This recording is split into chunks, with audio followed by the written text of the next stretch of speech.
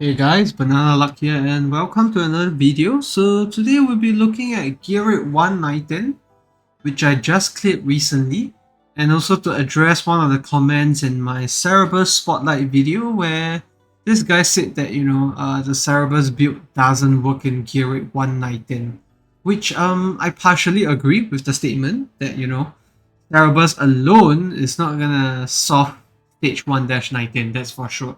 Because there's Halloween with the heals that's coming up this time round. So if you just take a look at the map info, you can see that there's Jungle Master, which is obviously Halloween, and other than passively healing 2 or 3 allies at a time, it also invokes the power of the jungle and continuously heals all allies in the range after a while. So that's her ulti, which is what Halloween normally does as well. So obviously it's very clear that, stage 1-19 is a bit more unique. You're probably gonna have to be more strategic with when you place down Cerberus.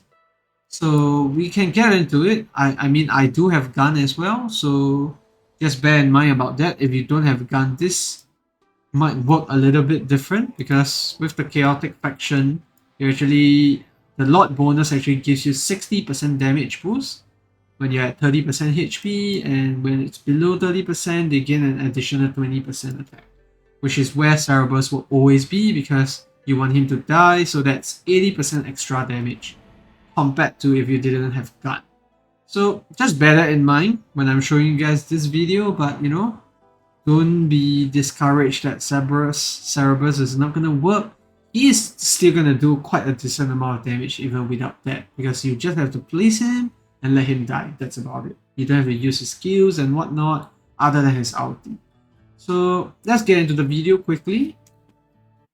So the caveat here is that I have power of dominance on because I didn't want to re-gear my units to get them in the right shape again. So I'll just show you guys quickly how this is done.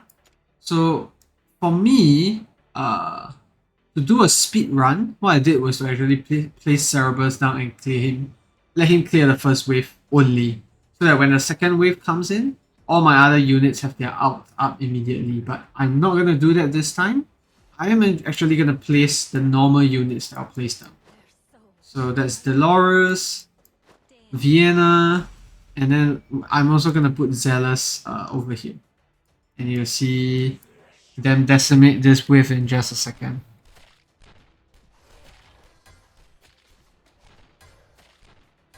Pop Dolores out, and then we do this.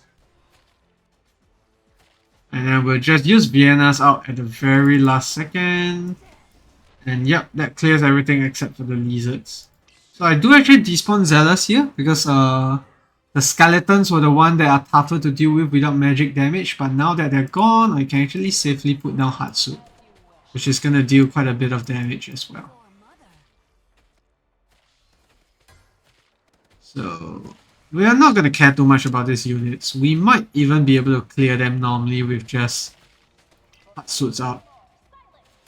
Yeah, we're just clearing some of the ones at the front. And we can place down Valeria here, it's fine. But this big mobs, these are the ones that we have to be concerned about. So this is where I will actually put down Cerberus so that I can clear these units as soon as possible. And I'm going to place down Wrath as well, but only after these units have walked to the wall so that they don't damage Wrath. So we'll just continue with that, and you'll see how that works in a short while. So they're all here. I'm just gonna place him down. This Cerberus. And can't even put Zealous here as well. Is he gonna get his ult off in time? Let's hope that he does, because that will be a lot of damage boost.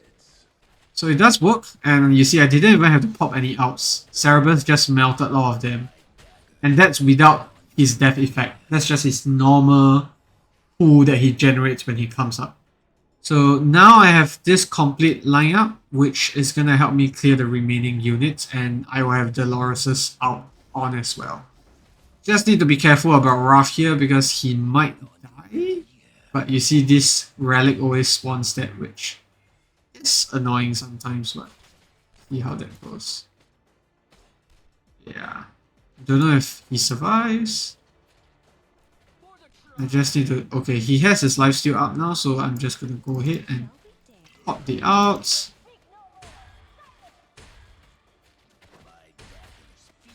And let's see... Just gonna pop this at the very last second. I think that cleared enough units. That's good enough. And we're gonna put down corridor here so that there's the defense penetration. Obviously, this run is not gonna be as clean as what you see with like double mages. So like Kamet had with like a Autumn as well as a Vienna, that sort of thing. You're not gonna see that here, obviously. But we are still gonna take down Eloin even faster than taking down the mobs. So just let this run in. And you see just in a immediate second, guys, how much damage Cerberus is still doing. So bear in mind, we only deployed him twice. Only during the wave with the raid mobs that deal a lot of damage. As well as the wave where there was the big, what do you call that? I think Salem, whatever units, those big fat ones. So, yep, Cerberus still did about 13k damage. This is actually not much. If I show you my auto run, it's gonna be even higher, and you'll see that in just a second. So, Hatsut is still the MVP here because he's just gonna shred through the other units. Let's just sell this. This very bad gear. You can see immediately why I say we need Hatsut down just now. So, in the map info, this red ones, you see they have very high attack. And most of them have pretty okay stats to deal with. It's just that the first wave that has the skilled Komodo and the skeletal, you see the physical defense is insane. So that's why I place Zealous down. But for the other units, it's pretty even. So it's okay to put a Hatsut in because she still does enough damage. So it's really the first wave of the skeletons and the skilled Komodo that, you know, are just tougher to kill with just a physical lineup entirely. So that's why I place Zealous in. But you guys get the point. After that first wave, most of the units are going to be pretty weak to magic, and that's how we get through it. And you will see now, with my auto run, that Cerberus is going to deal even more damage because I pair him up with Dolores at the start and all. Let's get to that.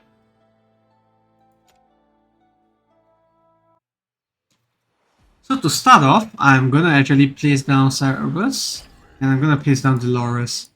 And Dolores is actually going to affect him with her out this time around.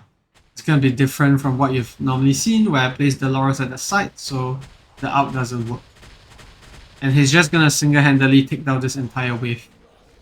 And you see that the pool actually lasts for so long after that, so kind of a waste if you ask me.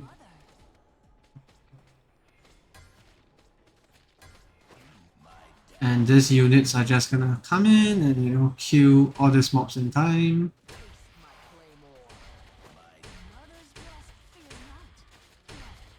So this wave, this run is going quite smoothly. Obviously way smoother than what we had just now. And yeah, we're just not gonna place Cerberus down until the last wave, which we'll see in about a second.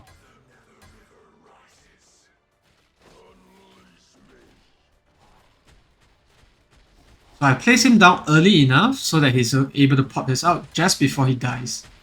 So this is going to deal an insane amount of damage to the big mobs in the center. You're going to see here just in a second, the entire wave actually goes before they even reach this area.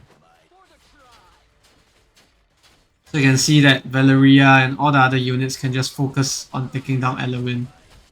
There we go. So way cleaner run, obviously. This is my fastest run. And obviously, you know, Cerberus is still going to be in one of the top hitting units. Just see that in a second.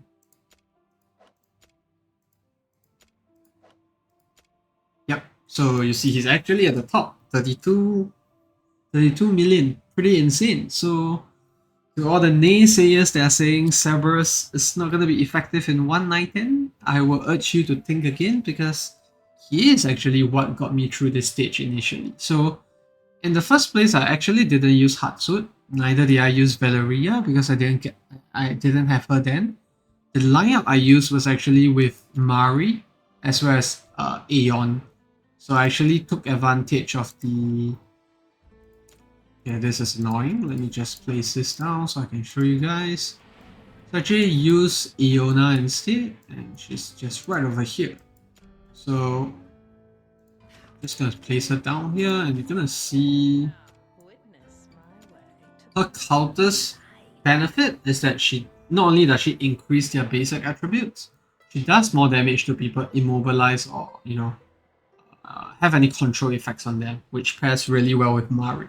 So this was how I cleared this stage initially, and for DPS I just had Wrath to clear off Halloween at the end. But this run was insane, guys. It took me like, I don't know, I think about 6 minutes to actually clear in the first few rounds.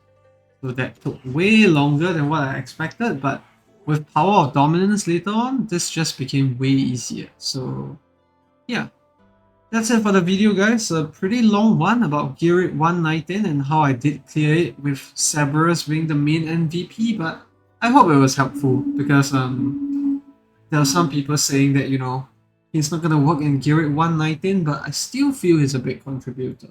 And we showed that with his gear. And his gear is not even the greatest. It's like what? 100% crit rate, 230% crit damage, and this could go way higher. And bearing in mind that his skills are not very good as well. He only has his ult is not leveled. This effect area when he dies is also not leveled, so he could be way stronger than this. That's what I'm trying to get at. So yeah, don't sleep on this big boy, guys.